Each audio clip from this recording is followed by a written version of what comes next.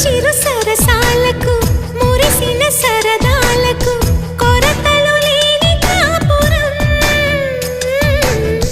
తెలియదు వేరు కావటం. నే నాటుకున్న పైరే ఏ నాటికైనా ఎదిగి మన కొడుకులా రేపు నీ కడుపు పండులే. గడిచిన గతమంతా చేదుగా మిగిలేనే కలిగిన చేదంతా తొలగునే ఇకపైనే.